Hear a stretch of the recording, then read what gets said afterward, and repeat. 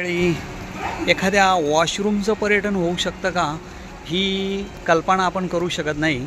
पण आज मी तुम्हाला अशाच एका सुंदर अशा वॉशरूमचं देखील पर्यटन होऊ शकतो हे मी तुम्हाला दाखवणार आहे. आणि आता आपण अशाच एका जेंट्स वॉशरूममध्ये जाणार आहोत. आणि एक वॉशरूम जर सुंदर करायचं जर ठरवलं तर ते केवढं सुंदर करता येऊ शकतं याचं मी एक उदाहरण तुम्हाला दाखवणार आहे. प्रवेशद्वारावरती आल्यानंतर आपल्याला एक सुंदरसा असा वॉटरफॉल आपल्या स्वागताला हजर आहे. आणि वॉशरूमच्या गेटवरतीच असं सुंदर असं वनस्पतींचं जाळं निर्माण केलं गेलेलं आहे.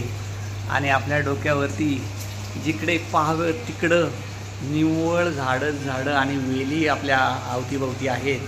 आणि स्वच्छ नीटनेटकं असलेलं हे वॉशरूम पाहून आपण एका वॉशरूममध्ये आहे की गार्डनमध्ये याची शंका यावी इतपत एवढं ते स्वच्छ आहे. करायचं जर ठरवलं तर केवढं सुंदर करता येऊ शकतं याचं एक सुंदर असं उदाहरण. आणि जागेचा अत्यंत परिपूर्ण वापर,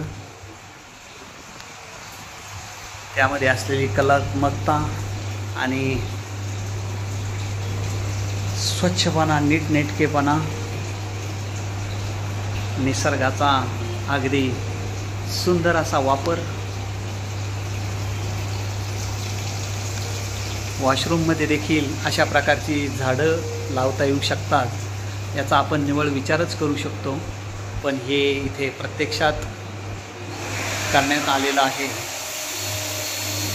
युरिन सेक्शनमध्ये गेल्यानंतर सुद्धा आपल्याला सुंदर असं बाग पाहायला भेटते. आणि समोरच्या पाट्या देखील आपल्या मनाला समाधान देणारे आहेत. एक सुंदर असं वॉशरूम, वातावरणामध्ये सुंदर असा सुगंध भरलेला आहे.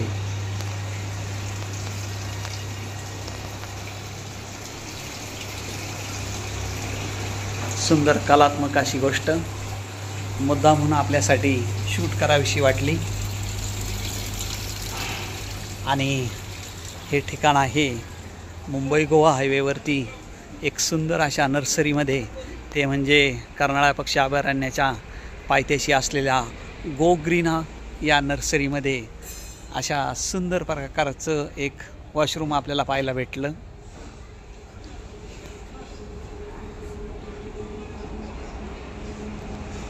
बाय मंडळी.